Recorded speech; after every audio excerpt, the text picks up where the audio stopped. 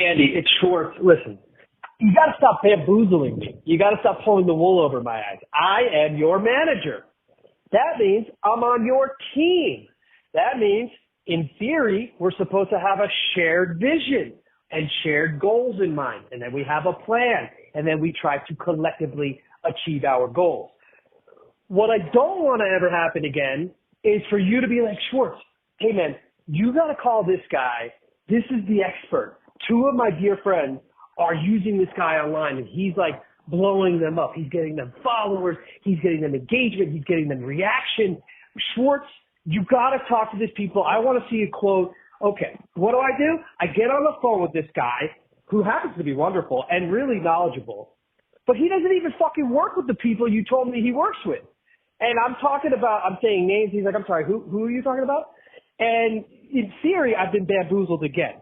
You're telling me to do calls with people based on the fact that he's done great work for your two friends, and he doesn't even fucking work for your two friends. Now, the guy happens to be, again, knowledgeable, and he gave me some really great helpful hints, and he's going to put a proposal together for us. That's one thing. Please, in the future, don't fucking bamboozle me. Just tell me the truth. Brian, I think we should do this. Could you call this guy? I heard he's good. The other thing is, you got nominated for a Signal Award. Great. You deserve it. You've earned the nomination. So what do? Andy, shoot myself in the foot. Frasco, what does he do? He posts a video and he tags the award people and he has to talk about cum.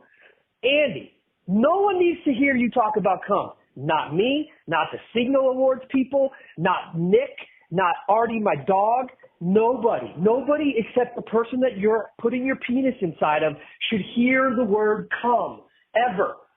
On stage, off stage, it's a bedroom thing. It has nothing to do with the Signal Awards.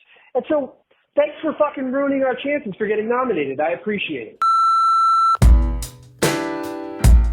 Anyway, that was awesome. All right, and we're back. Andy Frasco's World Saving Podcast. I'm Andy Frasco. I have Denzel, the podcast dog, is in the studio.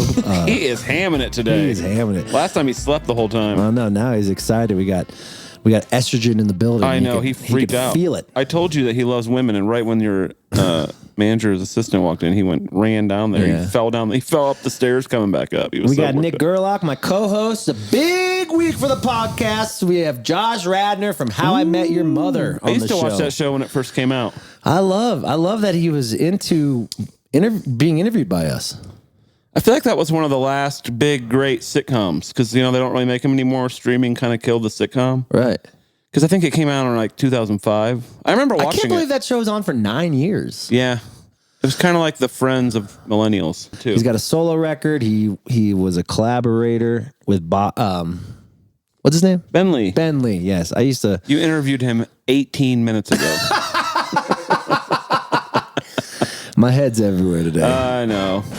I used to watch that show. He played this guy, Ted Mosby, a forlorn guy looking for love at all times. I forgot how good of a director he is, too.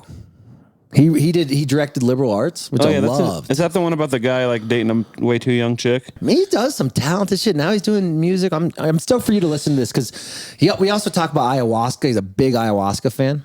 And he did that. He's done it multiple times, and I think you're gonna really dig this interview. So, Josh Radnor's on the show. It'll be fun. Good looking guy. Yeah. How's your week? He is hot. And he looks like he's getting hotter. Yeah, that's embarrassing. No, I'm just kidding. That's good. Not me. You just told me last week I'm aging like a snail. No, I didn't say that. I just said you look old for your age.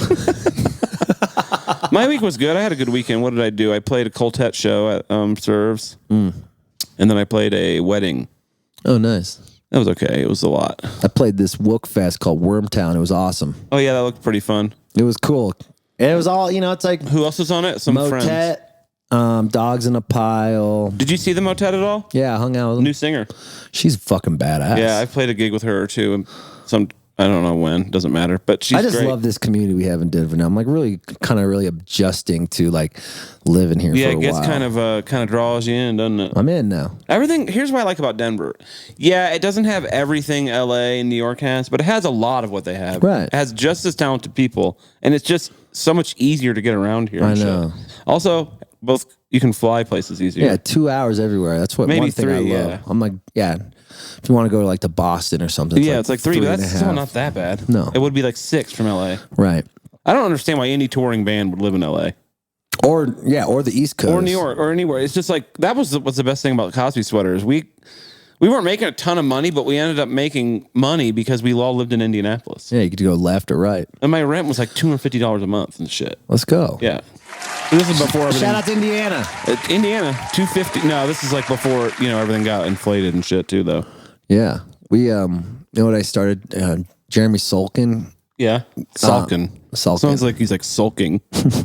Jeremy got me for my birthday, and I finally got to use it. Where'd Denzel go? He's talking to Jordan. Oh, okay. Just pimping Jordan right there.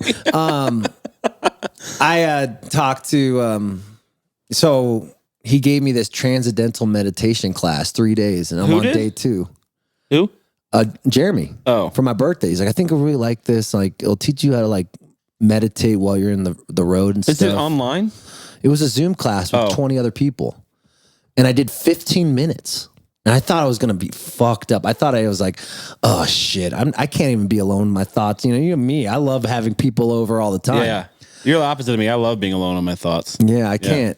Sometimes I can't fuck with it. I need to do that like 2 hours a day or I go crazy. Just chilling by yourself? Just like thinking. I don't know. But sometimes I do it in the middle of the night, I could just, you? Yeah, when I can't sleep.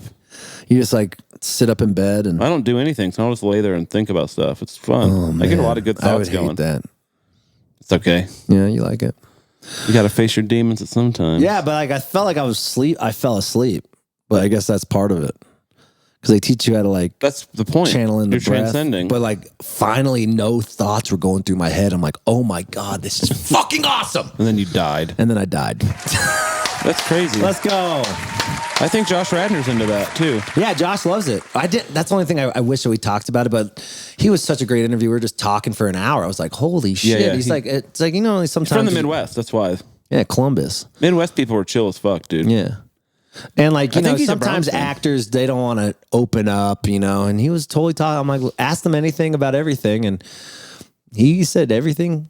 He's like, I could talk about this, I guess. Maybe that's the musician side of him. Like musicians love to talk about. Yeah. Actors, like they're always trying to put on a facade, which makes sense. It's like their job. You know what I mean? So like they can't really get. Also, if they say anything dumb or like anything that goes over the line, they can just lose it all because their whole career is based on like other people hiring them. Kind of inspired me. I want to start taking ayahuasca. Sure. I want to go like, shit myself in the forest of Brazil and fucking find God. Go ahead. Sounds fun. Sounds a little fun. Just like throwing up and just like kind of detoxing. And then It all of a does sudden, sound like I get it. I mean, I get why it's the appeal. yeah. I'd rather just do it at my apartment. I feel like I want a shaman. I want to like do some like spiritual, like howl at the moon and shit. It'd be fucking awesome. you can do that. You don't have to go to Brazil to howl at the moon. I just want to go to Brazil. Go outside. Just do it right now in the middle of the day. Sometimes you can see the moon during the day. Yeah. It's hot. Sometimes you can see the moon of the day. Yeah. Yeah. But it was great. I mean, I really I woke up from it because I was like really burnt out. Like me and Bo had a full on blackout on Sunday. Full on. Where? We got back from our flight was at like 7 a.m. It was a 2-hour drive from Boston or where God. we were, like Greenfield. We were playing in Greenfield, and then we had to drive 2 hours to get to the airport. Jesus. So you left that night? We left that night, and then we got in around 3 o'clock, 2:30. And I was kind of up. We were watching the Deion Sanders game. I fucking love Deion Sanders. Shout out to Colorado Buffalo. Let's go. I watched that whole game. Let's go, Buffs. They're going to probably lose this week. Yeah, they play someone really hard this week. But that's okay. 6-6 is a win for them. Oh, yeah. That's like huge. That's amazing. People thought that they were only going to win 2 games. It sucks Travis Hunter. Yeah. That was a cheap cheap shot, Little dude. bitch. For Collins. And then he was like celebrating it. No, Colorado State's whatever. I mean, yeah. They've always been the better football team. Oh, I think Denzel's about to throw up. That's okay. Let him throw up. It's not that bad. It's like a little. Yeah. So I was like, okay, cool. So I got home. So 5 a.m. He's having a weird episode. He's running off talking to chicks. He's heated. He's in the heat. Yeah. Ran off to Just throw throwing up. Like you said, Yeah. Jordan is young. Jordan does that to people. He loves women, man. So we were doing. I got home. We got to the hotel around 2:30, and we had wake up call at 5:30 because Sean has all this shit. So I stayed up, and then I went, and we're like, let's just watch football. Let's go to Stoney's and watch football. Yeah. And we're like, we're just going to have a beer, a shot, yada, yada. Sunday will get you, man. 7 shots later. Yeah. I'm buying a nitrous tank. I'm at home. Damn. We're doing bad decisions. And Bo went out to go hang out with some friends. And I'm like, I'm going to keep going. So I went to Death & Co. And I with who? Just like some people I met at the bar. I didn't even know these people. I was like, I'll go with you guys. Fuck it. Great way to get robbed.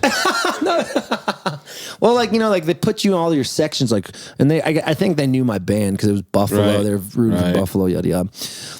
Yep. So we went to Death & Co. I got a nitrous tank, and then I ended up staying up till about 4 a.m. And this girl I met at the bar. Jesus Christ. She was leaving town. You love when people are leaving town. Well, I'm a commitment phobe, but it was cool. We had fun, but it was a good time. So shout out to Buffalo. Buffalo always brings wild shit. Shuffle off to Buffalo, baby. Speaking of wild times, we just announced our New Year's Eve show at Outer Banks. I saw that. That with Little Stranger. Great. We're staying at a hotel, and it's in the hotel. So for 2 nights, I'm with the boys. It's gonna be fucking awesome. I might go. Just kidding. Come on. All right, I'll hire you. I know you don't go anywhere with me unless I'll hire you. Well, yeah. I mean, that makes sense, right? It's not fun if you're not working. Yeah. Being at a concert? Yeah. I was realizing that when I was at a show. Flying to the Outer Banks and going to an Andy Frasco show? Shut the fuck free? up. I mean, I've been to 100 of them. How many times do I have to hear, like, the dancing on your grave? You know what I mean? Shut the fuck I could sing the third harmony at this point. Oh, who's going to Yeah. You have a good impression of me. It's a fine song. I've just heard it a lot. Speaking of fine products, shout out to everyone who's been buying tickets to our tour. Fuck yeah, we sold even a bunch more tickets this week. So keep selling them. We're about to leave for tour. Fall tour starts today. Do I have to pump you guys up, guys? No. Buy tickets. Oh yeah. We got a whole new record, and I've already made 7 songs off the new that's not even out. There's a lot of new songs. You're still gonna hear "Dance Around My Grave," so too bad, Nick. No, I don't care. People love that song.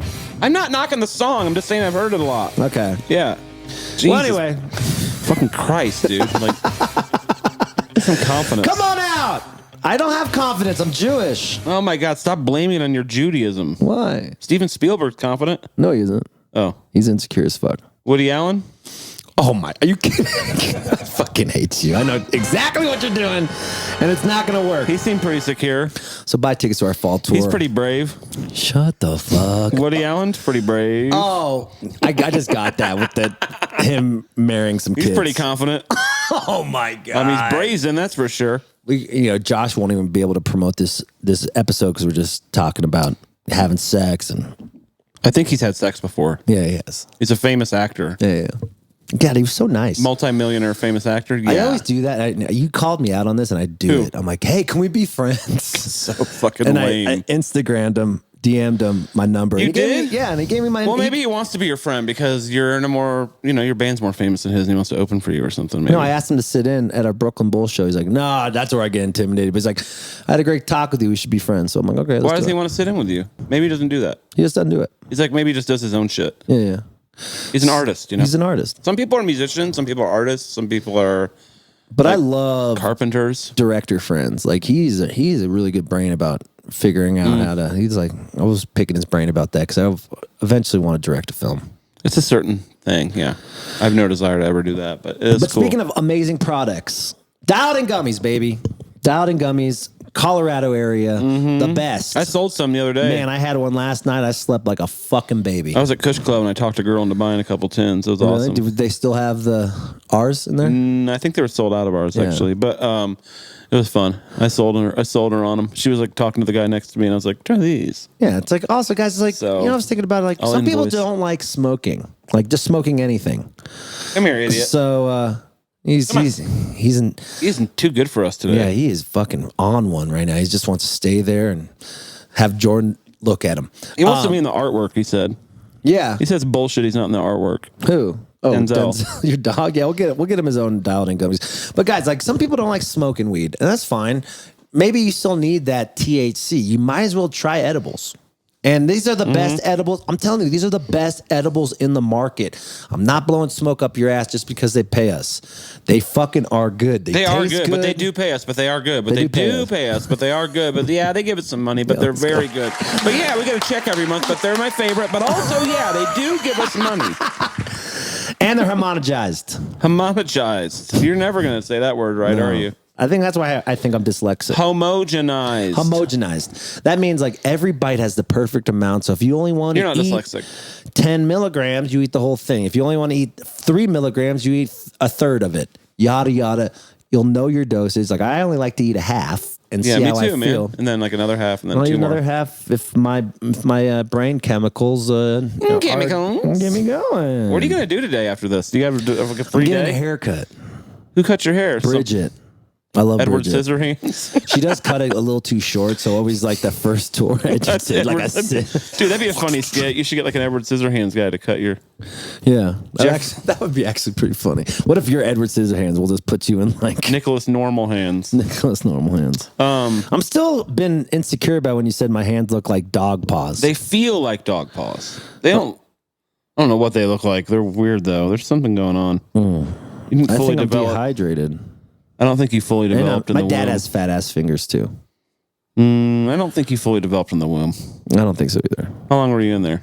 I was in there a while. I was premature. 6 weeks. Oh damn! I had to be in like an incubator for 2 weeks after I was born, just staring at a light. That's why my first mom was a light bulb. That's why like your brain didn't like develop happiness.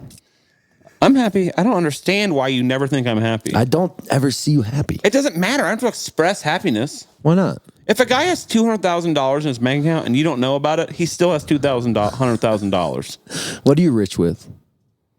What do you mean? Like what do you feel like you're rich with? I got a good, cool dog. You got me.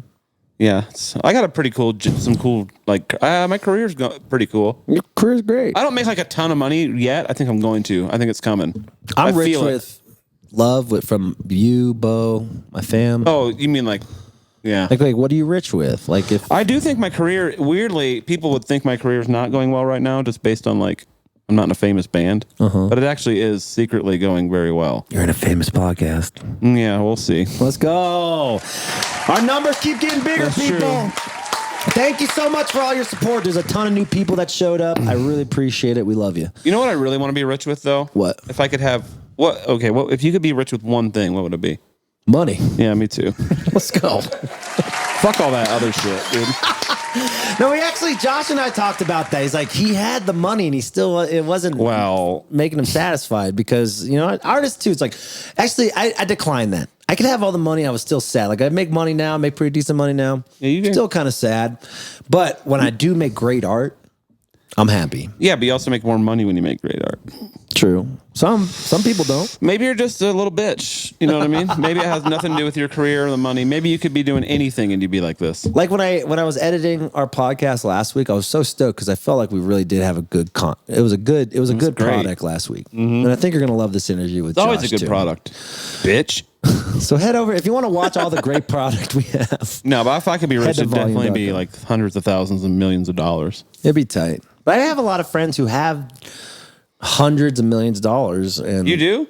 I have a few friends. Yeah, that's true. You do. I've met a couple of them. I have a friend that's a billionaire, actually. Yeah. He's pretty happy, honestly. He's pretty content in his life. Yeah. Yeah.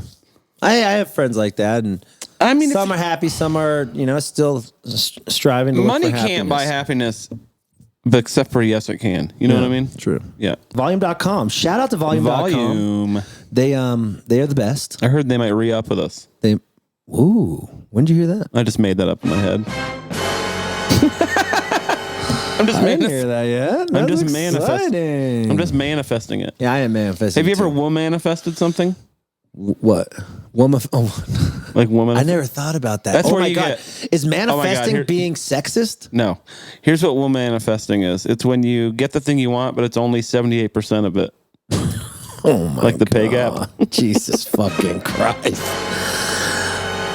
Nick, I fucking love you. That's pretty good for just being in the moment. I love you. So head to volume.com. You can hear all of Nick's hot takes because this season is just filled with Nick Gerlach hot takes. World Cup. That's like when the World Cup, Women's World Cup, they lost the final 1-0, and at trivia, I was like, they lost 0.78 to 0. Oh my God. Chill.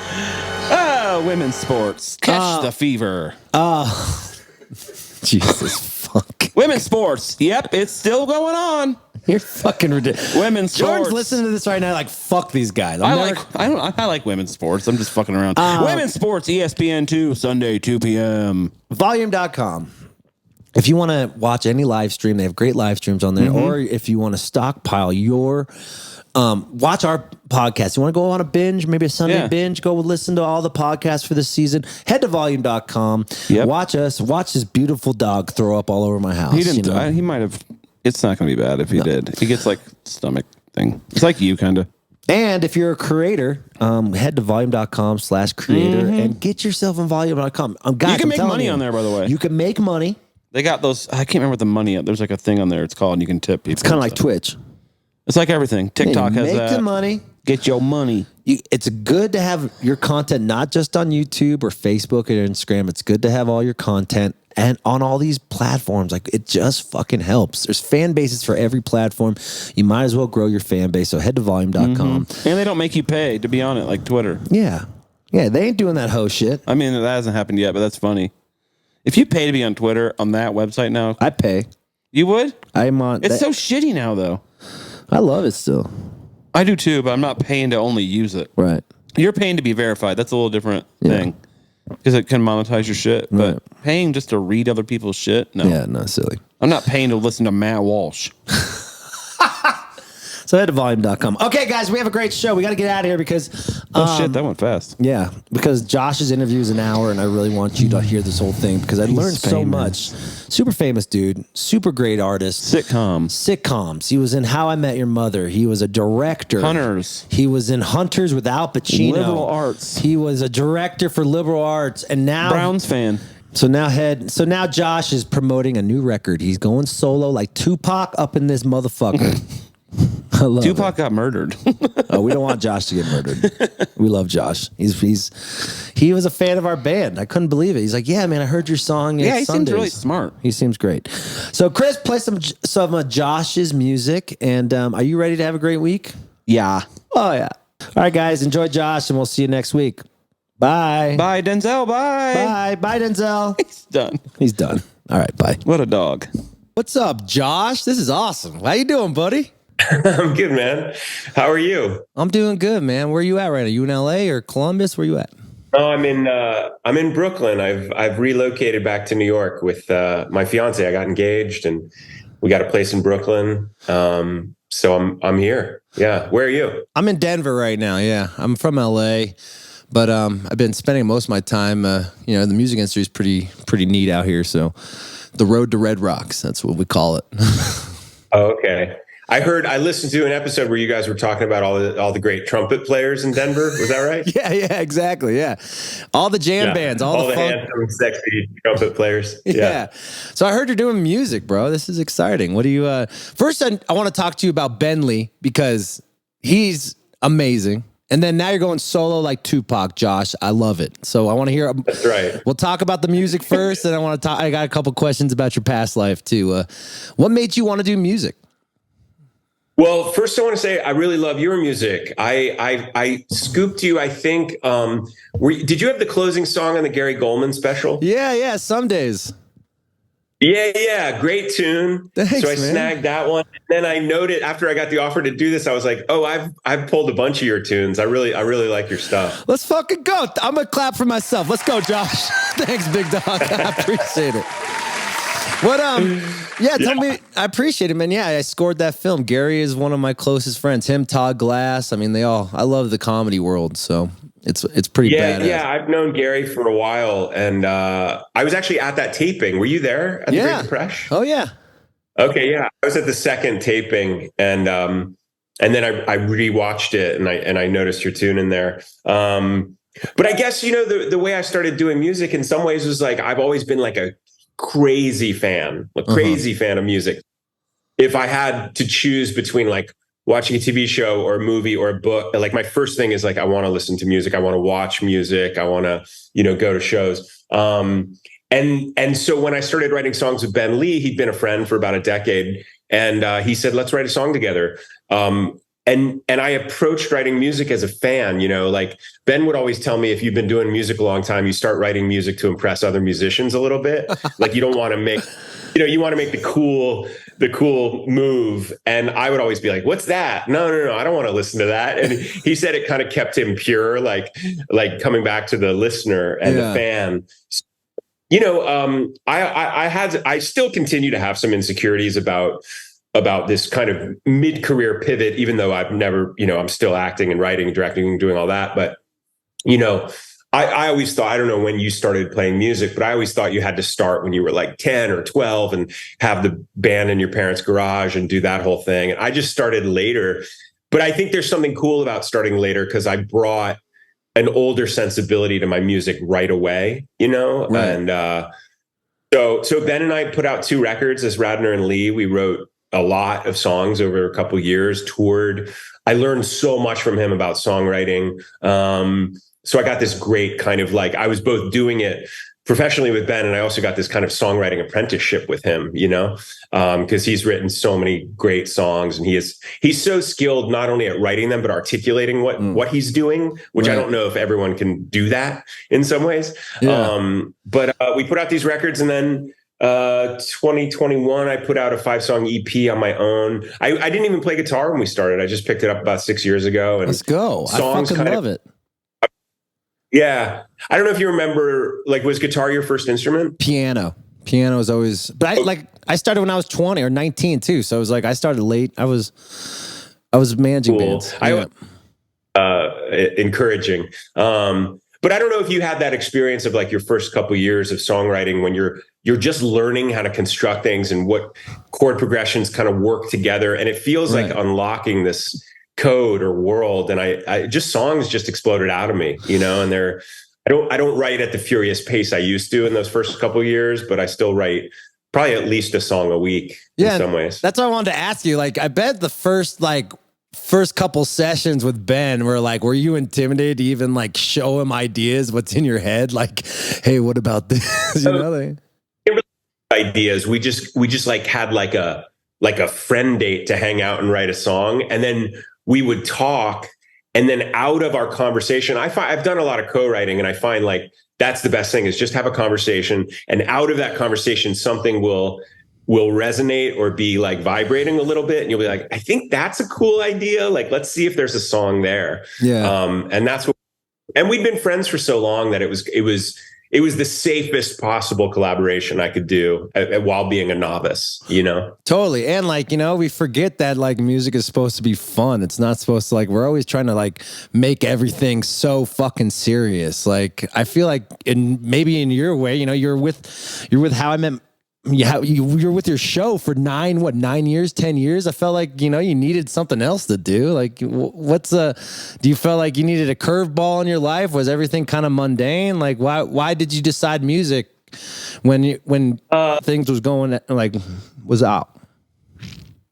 Yeah, I think it's you get to a kind of peak of one thing, and you're I got offered a lot of similar things after How I Met Your Mother ended, and I said no to all of them just because it's I can't do that again. I already did that. There's plenty of evidence that I could do that. Explain that transition from How You Met Your Mother to being a musician again, so we could.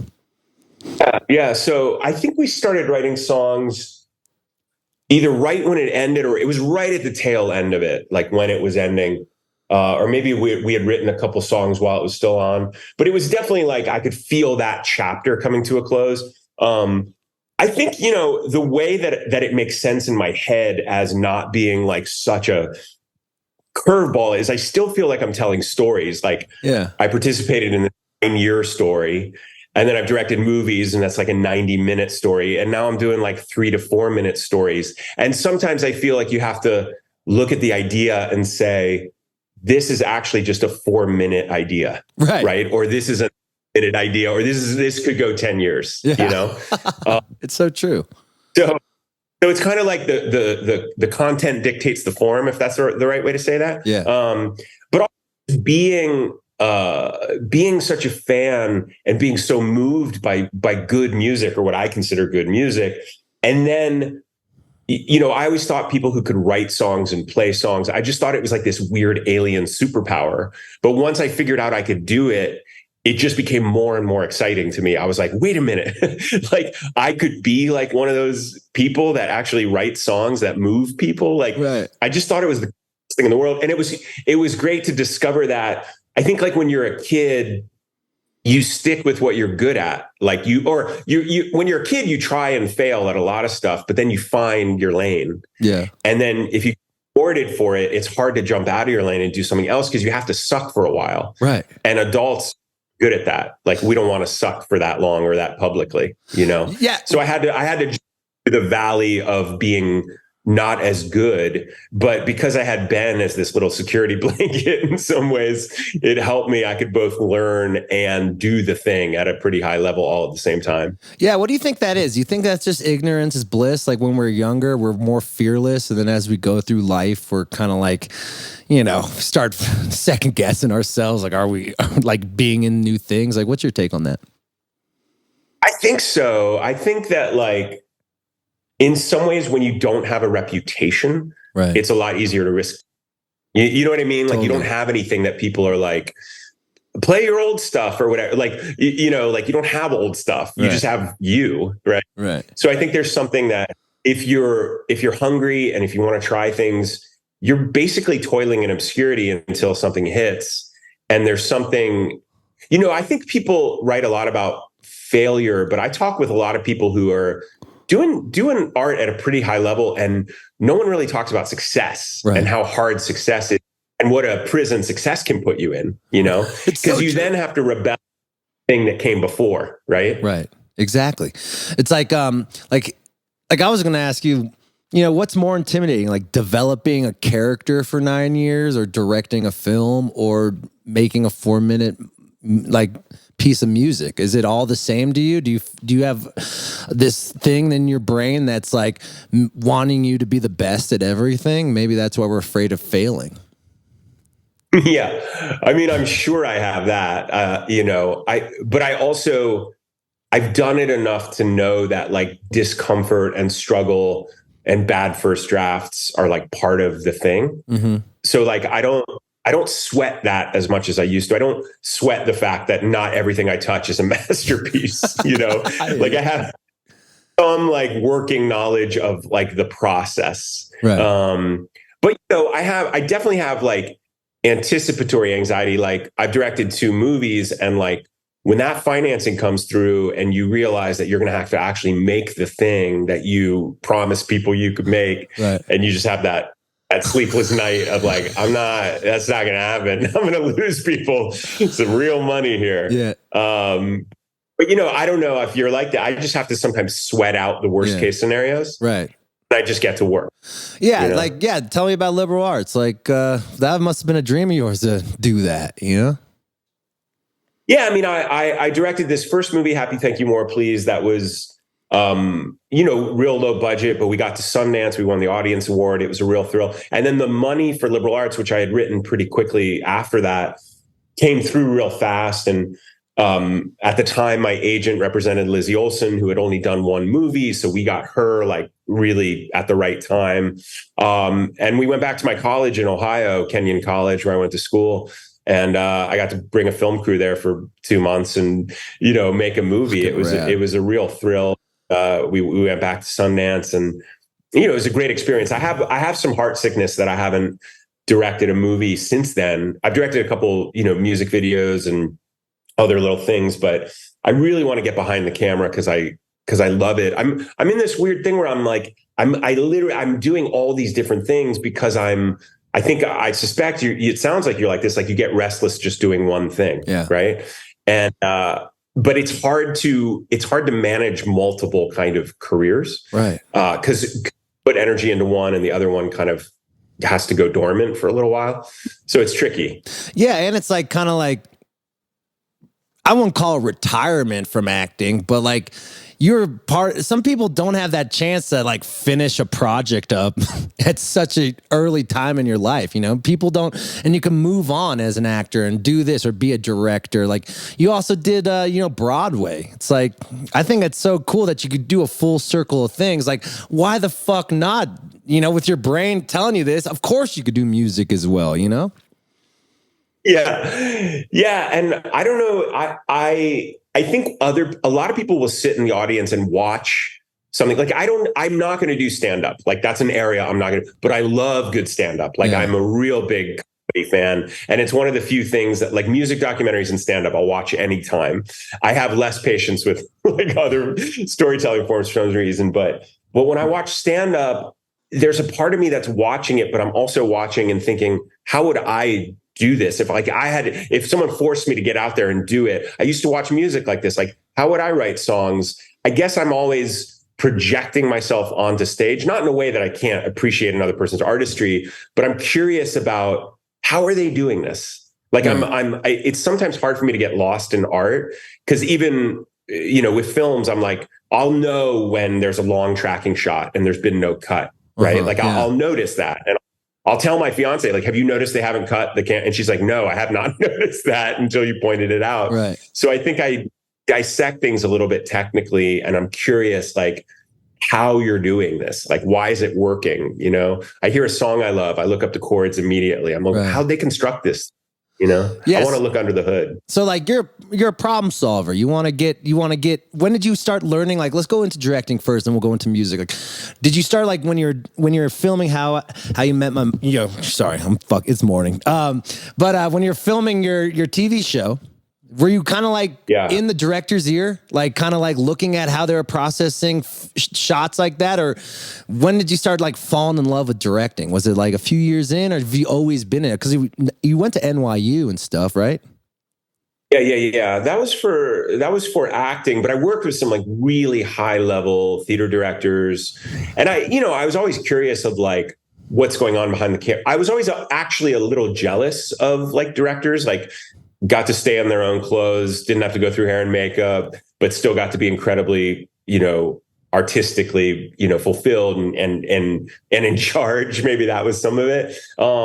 There's a certain like powerlessness to acting that is like, you don't get to do it whenever you want. You have to get called off the bench. Like you need permission to do it. Right. I mean, it's the same for directing, but I was always a little jealous of the people doing it. When I remember first season of How I Met Your Mother, Pam Fryman, who directed almost every episode, she pulled me aside and she was like, you're not going to get everything you need from this show. Like artistically, you're going to have to do other things, whether it's acting, writing, directing.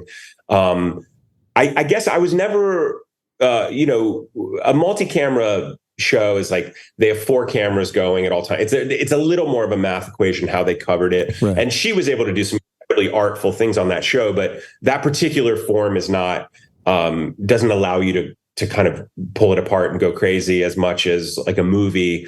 But I think I'm interested in like well-told stories. And that's kind of what directing is. It's like communicating to everyone, this is the story we're telling.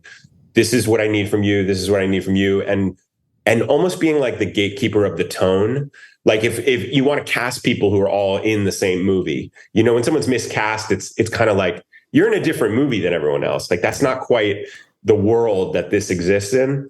So I think I just had an intuitive sense of how, as an actor for so long, I think I don't always think I kill it as an actor, but I'm a pretty smart actor about story and about rhythm and about where the jokes are. Like I kind of understand all that stuff intuitively. So it's not hard for me to guide people through, especially when I've written the script and have a real sense of the music of it. Mm-hmm. I just kind of knew how to do it. It's weird. I don't know. I didn't know where the camera was supposed to go. I had to get a DP to talk me through that. Know what lens we were supposed to use. That was the DP helping me through that. Yeah. I didn't know what Libby's dorm room was supposed to look like. I had to get Jade Healy, our production designer, to do that, Yeah. And then I'd sign off. I'd say, yeah, no. But like, you got to hire people who make you look good. Totally. And going back to when Pam said that to you during the show, why do you think she was saying that? Were you having a little existential crisis during that moment? Like, why'd she say that to you? That's a great question, because I actually wonder in this moment, I'm like, did she say that to the other cast members? Like, was there something about me that compelled her to say that? I think that I was like, I had been on Broadway at that point, and I'd done a bunch of pilots, but everyone else, except maybe Kobe, but everyone else had some real big visible things. So I think my entry into the kind of like network TV, landscape was a little rougher than other people's. Like it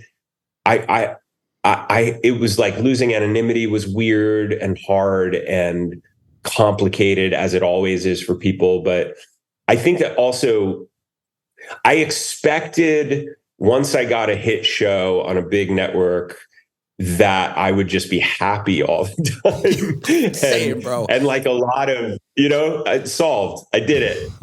Yeah. But like a lot of people, I think you get to that kind of place you thought you were going to be in, like the carrots moved, right? It's no longer where you thought it was going to be. And you're just chasing the horizon. And I got a little depressed my first 2 years. Like I was having a hard time enjoying myself.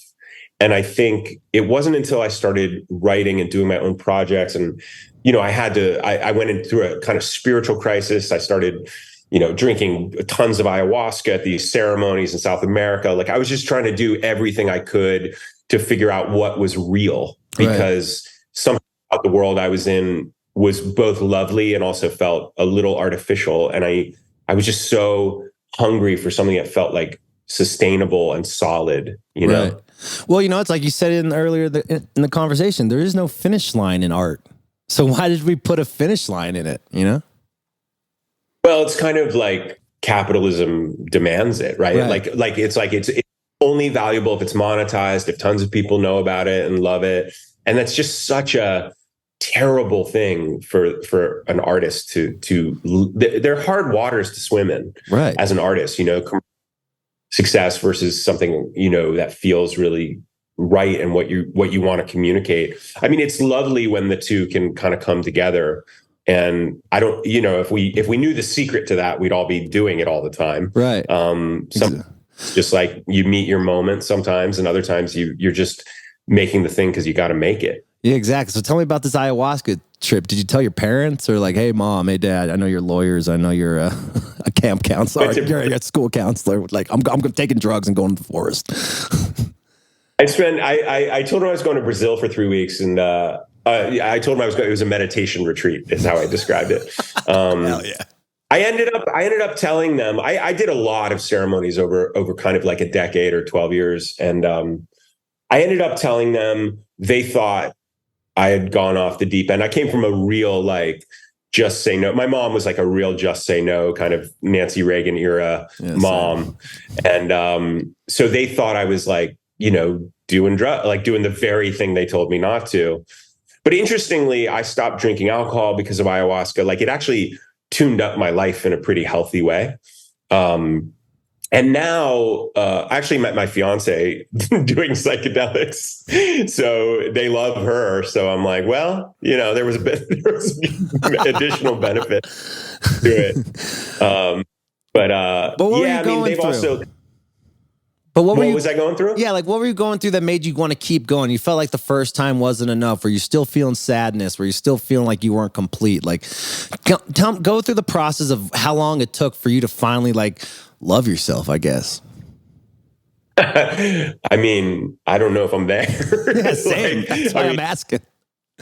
Yeah. Some days I don't know. Like, when people would ask me why I had to do so much ayahuasca, I would say, well, if you were looking for like a spiritual home and you were searching, and then one day you stumbled into this church and the pastor just gave this sermon that lit you up and the choir was incredible and everyone was so friendly, and you left like lit up. You were just so excited. And then you said, I'm going to go back next week. And people will be like, why do you have to go again? You went once. It's like, I think spiritual things are... We forget what we get. And then we kind of need a tune up or to go back. So I kind of want to talk to you about that 2021, like your girlfriend that inspired that EP. Like, is she is this a new girl, or did you guys mend that relationship, or was it? So the EP was previous to that. The EP wasn't about that. I had a relationship that started in the pandemic, like right around election day of the pandemic. And that was about a 13-month relationship. It was someone I knew for years. We were really close and we were always kind of on and off, like toying with whether will we, won't we. And we decided to go for it. And it just ended very badly and very dramatically. And I went back to Columbus, Ohio, where I'm from. My parents were in California and I was staying at my childhood home, and I was just kind of, nursing my wounds. And my buddy Kyle Cox, who's a songwriter in Nashville, he said, "Why don't you come out to Nashville?" And a bunch of our friends had some time, and he said, "Let's make a record." So I went out to Nashville in 2022, February and March, for a month. We rented an Airbnb. We turned it into a studio, and I just had like the time of my life. And right around that time, I met my fiance. So it wasn't like, it's kind of a breakup record, but it's not quite a breakup record. Some of the songs were about that relationship, but a lot of them were just like songs. I just had a trunk full of songs that I hadn't recorded. Yeah. So we just spent a month making a double album, and it's taken a while for it to come out for a couple of, just logistical reasons, but we just released the first single, Red, last week on Friday, and we're rolling out another, singles every 3 weeks until November, when the first volume will be out. And, yeah, I'm just excited. I got so many more songs to record, so I need this thing out, And isn't it amazing? Like, I love going to those songwriter circles and like writing with all those guys who are just like, they're kind of like therapists, they're so quick with pulling out ideas out of your head. Like, what was the right? Did you write with more than Cox, or did you write just with him? I co-wrote a couple songs with him that ended up on the record, and then we made some significant kind of changes. Like this guy, Corey Quintard, who records as volunteer, who's an awesome dude, awesome songwriter. He helped us crack a chorus. He sings on one of the songs. He helped me reimagine a couple of the songs, like rhythmically, and just the vibe of them. We changed up, but I didn't do a lot of co-writing in there. We were really just like taking the songs I had written and trying to find the best version of them. But I love writing with like really high level songwriters, because I do certain things really well, but there are certain things that I need a better kind of player on, or a better, or just a steadier kind of older hand. And but I think because I started writing with Ben, I have a real taste for co-writing. I really like co-writing. I think it's like, I think Ben always used to say, Keith Richards used to say, I like songs written by two people better than songs written by one person. Yeah. And there's something about like, by the time a co-written song is produced, it's like they've found the best idea between the two of them. Like they've vetted everyone has to agree on it, Right. So there's this kind of like deeper editing process that goes on. Yeah. What's your approach on writing a song versus writing a screenplay? Like, do you feel like you have more time to get to the arc versus when you're writing a song as a songwriter, or what is harder? Is what I'm saying. I think screenplays are harder because there's a lot more moving parts and pieces. It's a lot bigger, and it also has multiple kind of elements to it and arcs to it. I mean, a good song will have kind of a 3-act structure or a change at the end, but I think you can take something very simple, like the smallest seed of an idea, and write a song out of it. Right. And a screenplay at least needs like a heftier kind of idea, even though a song I think can be just as moving, if not more, than a good movie, and just as profound. But there's just the heft of a movie is just bigger. Right. Have you ever tried like acting while tripping dick? No, but I did an ayahuasca ceremony and had to do a Broadway play the next day. And I was nervous about it because it was like a hard ceremony. But I'm telling you, what happened? I crushed it. Like I was so present and on it. Like, and I was really nervous because I was like, did I push my nervous system in a way that I'm being irresponsible? One day on How I Met Your Mother, I think I can tell this story now that it's been a long time, but we were supposed to have eaten these pot brownies or pot cookies, and we were outside, and it was the last shot of the day, and I think it was like a Friday night, and I don't think all of us did, but a couple of us, you know, the props guy was like, "Do you want a little assist, little inspiration?" The reason we did it was because all we had to do was giggle. Like, we didn't have to say anything. We just had to look high. Mm-hmm. So it was like, you know what? Otherwise, I don't perform under the influence. Like, I find especially if there's like paying customers, I worry about that. Yeah. What about you? Do you when you're fucked up or not really? I'll drink when I'm on stage. I don't drink before shows. I don't start taking mushrooms before shows. But when it's showtime, I'll start eating a microdose. I need to be in control because I'm a front man. Like, I still need to be the point guard, you know, and still have everyone run through it. And that's why I was like, because some people like need it for their anxiety. Like, what was your anxiety like when you were a kid? Like, were you neurotic? I mean, you have Jewish parents. I have Jewish parents. Like, I always felt like I wasn't good enough my whole life, and that's what kind of sparked my work ethic. But it kind of fucked me up too. Like, how was your anxiety when you were a kid? That's a great question. Let me think about that for a second. I mean, I think, you know, Jewish parents, especially for boys, and I think Jewish parents parent girls different than boys. Mm-hmm. I have two sisters, and they were raised differently than me. Same. You know, I think there's a kind of like prince kind of thing with the Jewish boy where, you know, my parents like said they loved me unconditionally, and I believe they did and do. But boy, when I brought home that A+, I felt the love a lot more. Oh, they fucking loved you, brother. You know? Like, when I was excelling, when I was like bringing pride to the family through achievement, that's where I really felt their love most strongly. And maybe that was, I don't know, you know, in some ways they want to, you know, orient me towards success and accomplishment. I don't know if that's bad or wrong. I don't know. I just know I had this burning feeling like I had to do something great or be excellent in the world. And some of that was insecurity. Like, I wasn't enough just as me, right? Like, I had to go out there and really burn pretty bright. You know, I did a show with Al Pacino for the last couple of years called Hunters, this Nazi hunting show. Yeah. I remember when I had a great part. I had such a good time doing that show. And, I remember I killed my audition, like I crushed the audition, and I thought I was going to get an offer that afternoon. But the head of the network, who actually knew this woman, she was out of town. So I had to wait. I did audition on a Monday. I had to wait till a Friday to see if I got the part. And I was going crazy. Like, I just wanted this offer so bad. And I was like, why do I want this so bad? And when I really got honest with myself, it was because I wanted to tell my parents I got cast in a show with Al Pacino. Exactly. Like, I knew, get that, right? Ben told me a hilarious thing that he said, I decided I'm not going to tell my mom when good things happen in my career. I've been doing that too long. I'm not going to tell her. I'm just not going to do it. And then a couple of weeks later, I asked him how that was going. And he was like, yeah, I just started to feel like, what's the point of success if you're not calling your mom and telling her how great things are going? Yeah. You know, it's like, we do this to share it, you know, I think, you know, it's like.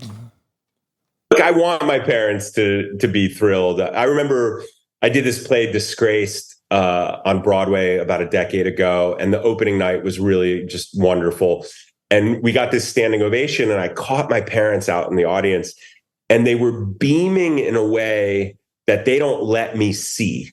Do you know what I mean? Yeah. Like, I got to see the light coming out of their face of how joyful and happy and proud they were.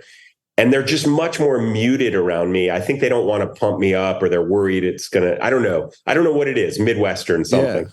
Yeah. But it was a really cool thing to see how happy they were and how excited they were. And it was, I'll never forget the way they looked that night. What about how they look at you when you're out there on stage doing music? Well, it's dark mostly, so it's hard for me. It's hard for me to get. But they've come to a bunch of shows, at Hotel Cafe and stuff when they're out in California, and I remember I played them a bunch of songs one night early on when I started writing songs, and they were just really stunned by it. Like we have a pretty we had like a musical household when I was growing up. A lot of Simon and Garfunkel and Jim Croce and John Denver and Peter, Paul and Mary and classical music and show tunes. Like it was just like a big musical house. And I think because of that, I have like a taste for like folky kind of storytelling singer-songwriters. And that's the kind of music I respond to and kind of the music I make in some ways. So I just felt like they couldn't believe that I was doing this. They were really floored by it. And my mom in particular, really, she's got the real musical ear of the two of them. So she really, I think, understands what I'm up to and loves it. Yeah, I don't see any difference between any art you do, just as long as you do art, especially if you have that tick, right? I think so. I think it's all storytelling, and it's like, I always think of it like a campfire, I tell some stories around this campfire, and if these stories resonate with you, have a seat, Right. But if they don't, there's campfires, like go, there's plenty of them around. But I like having a spot where I can tell stories and hear stories and move people, and it's a real thrill. I mean, music for me has always been the quickest way in for me. I agree. Like a good, it's just there's nothing quicker. Yeah, totally. To change me. Totally. I mean, you're dealing with emotion really quickly. It doesn't take 90 minutes to feel something from a movie. You're like, oh fuck, I'm in my feels right away. Yeah. And it's also like mysterious and almost like spiritual, like I read somewhere that music is the only non-representational art form. So like sculpture, dance, theater, they're all like painting, they're all like material. It's like the physical realm. You need the physical. Whereas music is like, where does it come from? Like, it's like this mysterious wafting thing that just like, you can't hold it, right? Like, it's just, I mean, I'm sure, they can measure it and stuff, but it does feel the most mysterious and holy of art forms to me. Yeah, totally. It's like I always thought about, like, I did a sketch comedy show I got with Adult Swim for a little bit, and I got to write everything and kind of make the sketches, and it was really adamant because it was COVID. And I always thought about this, like, musicians want to be actors or directors want to be musicians. Where did you get more side glares of, when you from an actor going into a director, or when you told your friends you wanted to be a musician, like, oh, this motherfucker, There's nothing more side glare inducing than an actor being like, hey, I put out an album. Like, trust me, I know that the actor to musician pipeline is not the musician to actor pipeline has some real victories, but the other way is much harder. So I'm aware that can be, especially the thing that helps me is I believe in the songs I'm making. I think they're good. I have good taste, so I'm not going to put out anything that's embarrassing, at least me. I mean, so, but yes, like I think I still have some very good friends who are like, oh, the music, I bet. But the song, and they'll be like, wait, this is really good. And I'm like, I know, I'm taking this real seriously. Yeah. What about directing? But it's tough. The weird thing, people want you to stay in your lane. I don't know what that is. What the fuck is that bullshit? They get uncomfortable when you do too many things. I don't know what it is. What about, like, when you got that? I mean, you're so talented, Josh. Like, you screenplay, you direct. Like, what about, like, going from acting to directing? Were people side glaring you in the industry, like saying, like, this motherfucker, why are you doing all this? The only thing I felt around that time was that there was some amount of, like, gatekeeping disrespect from a multi-camera sitcom with a laugh track into like the world of cinema. Right. And I felt like there was I felt it less on liberal arts, I think, because people were like, oh, this is like, he's real serious. But like, Happy Thank You I love that movie, that first movie I directed. Yeah. And there was in the press, I noticed there was some kind of sneering condescension to the movie. And then they would say like, oh, it's like a sitcom. And it's like, it's not, it's really not. And I felt a little bit like it was, again, like hard to escape from under the shadow of that kind of juggernaut. But then I don't know. I find like, I don't know how sensitive to critics you are. I find most artists are pretty sensitive. Yeah, I'm pretty to it. fucking sensitive.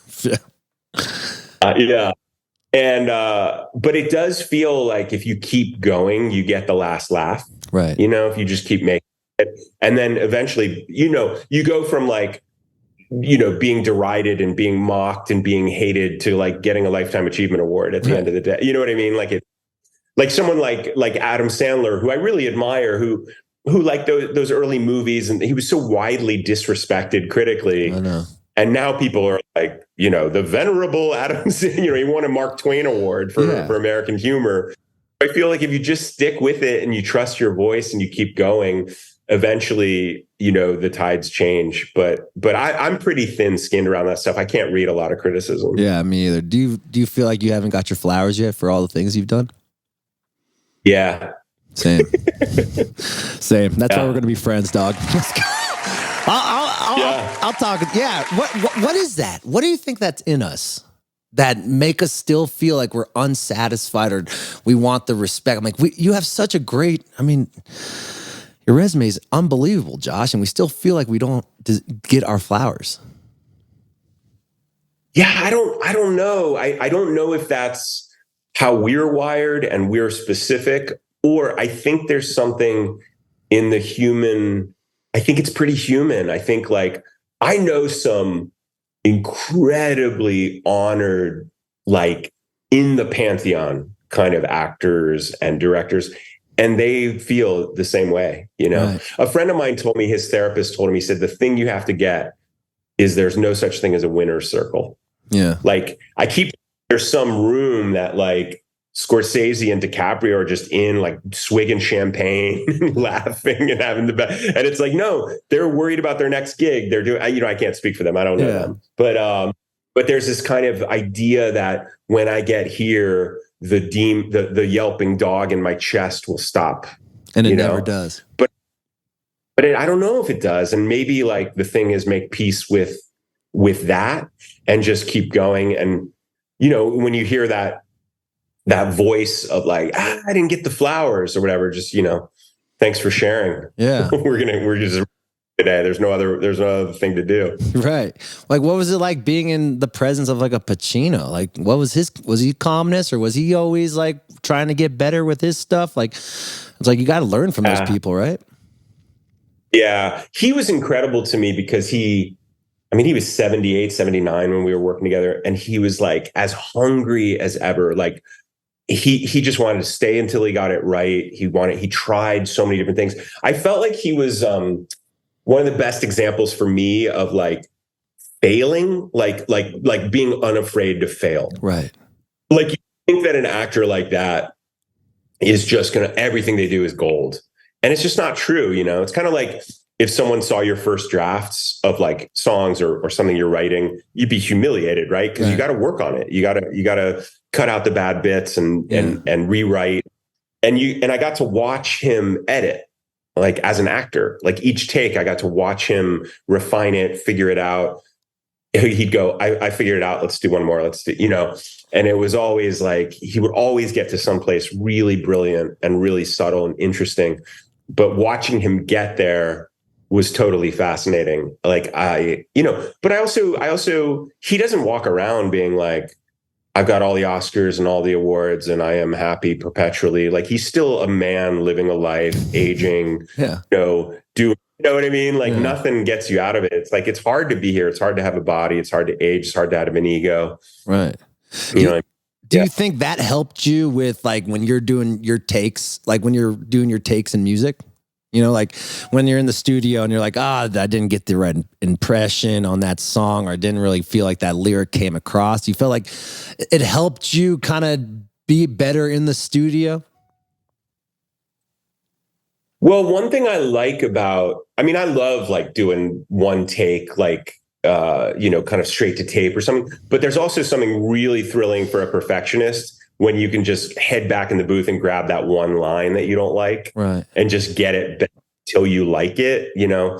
I love the editing process because it just allows you to like chisel away and sand off the bits you don't like and highlight the stuff you do. I really enjoy that part of it.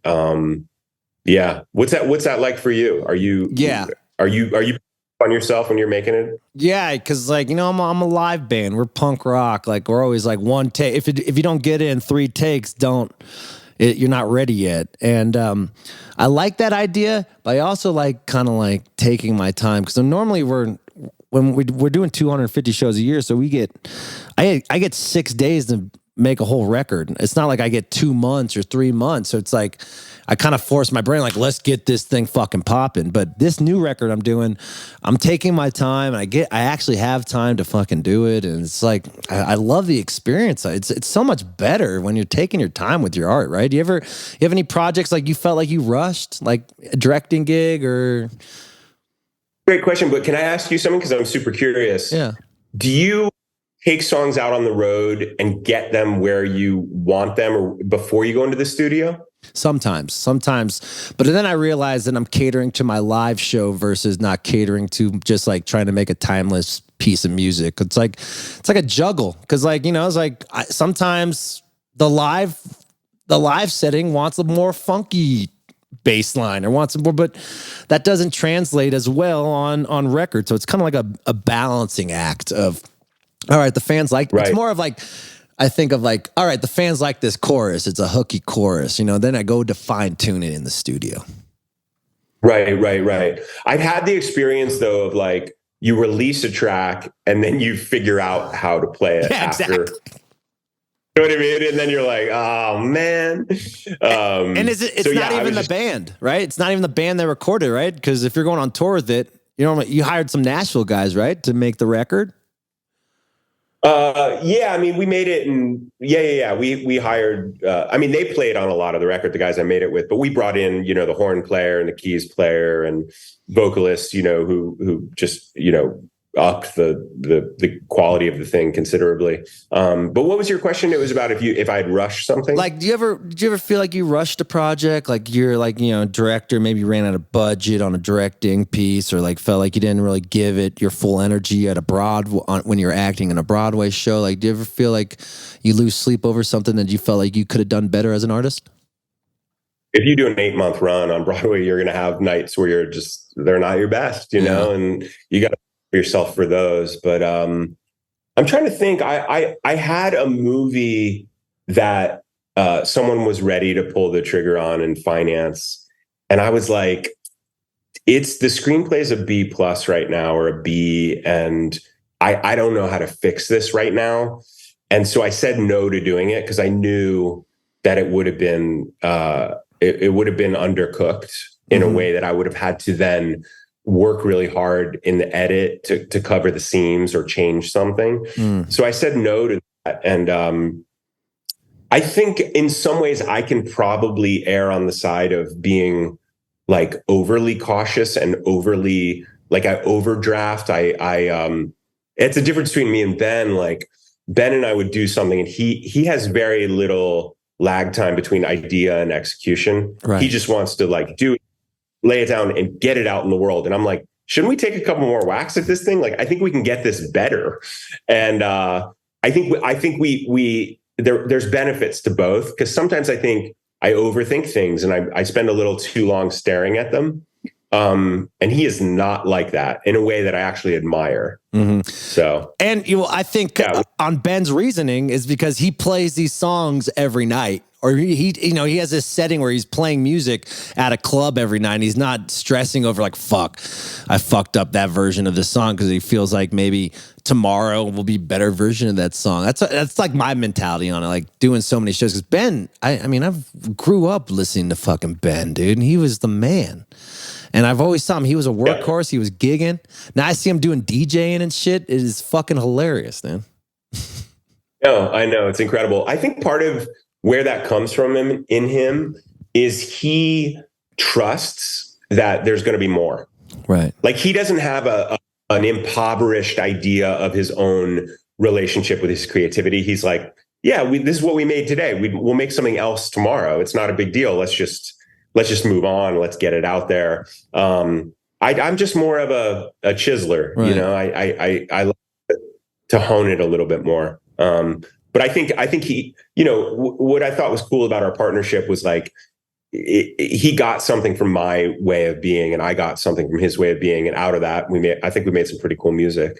Well, sick. Well, keep chiseling away. I know you got to get out of here, Josh, but you know, you've done so much in your career, with your resume is unbelievable. And I think about this, like, what do you want to be remembered by?